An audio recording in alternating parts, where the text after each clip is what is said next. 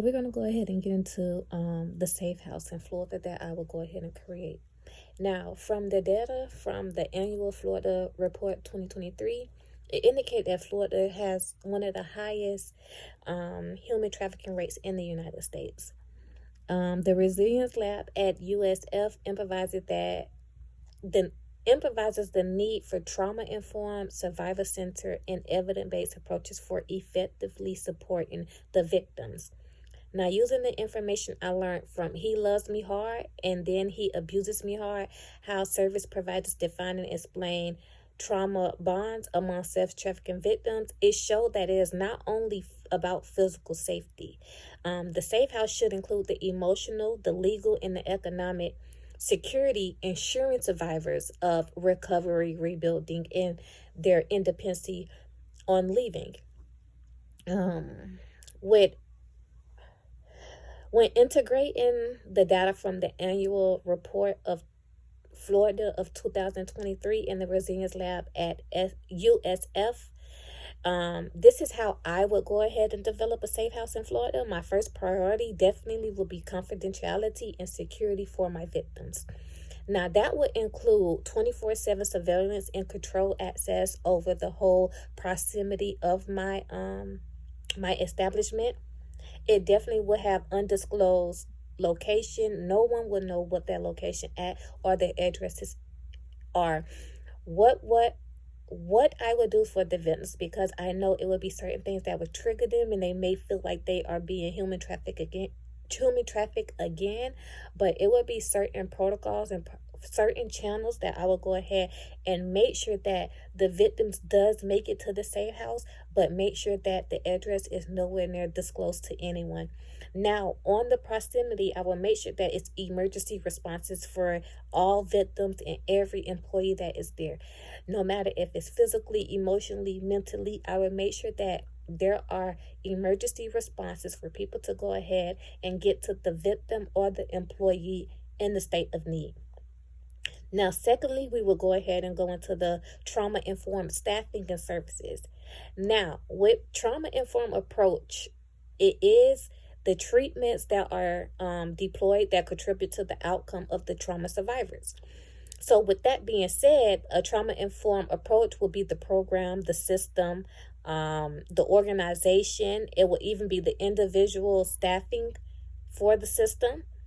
Now with that, I will have the trained staff members for the trauma-informed care. Make sure that the specialties are there and specialized in mentally, physically, emotionally, even holistically to help my victims rebuild and actually heal from everything that happened with their traumatic experience while being human trafficked.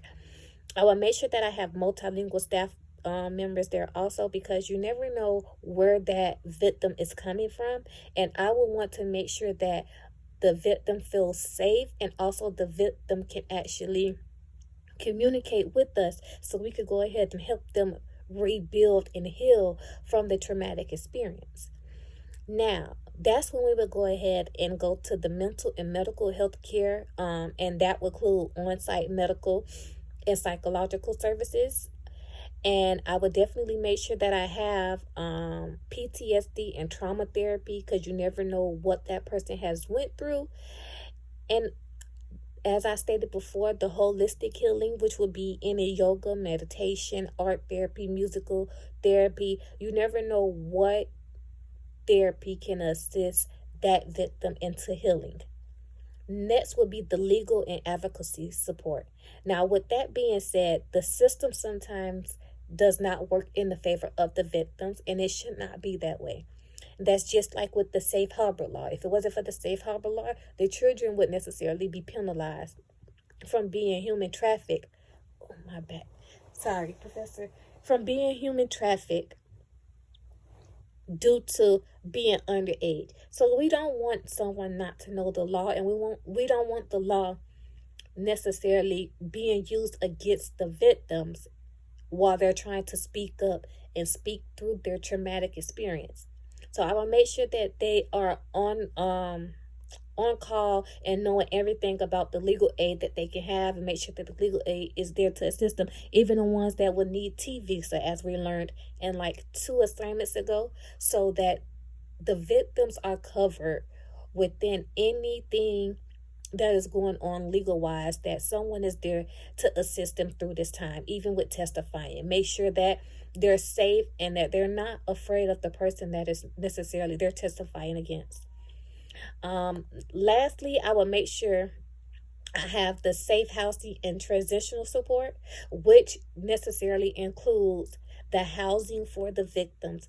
After educational support for the victims, let them get their GED or diploma, allow them to have financial literacy, um, just to assist those victims into rebuilding, learning the techniques that they never learned before, so they can have the educational support. The next thing you know, they have the job, which is financial literacy, and then they have someone to stay, somewhere to stay. And all of this is necessarily helping them rebuild to live their life on their own independently, but also healed while being independent.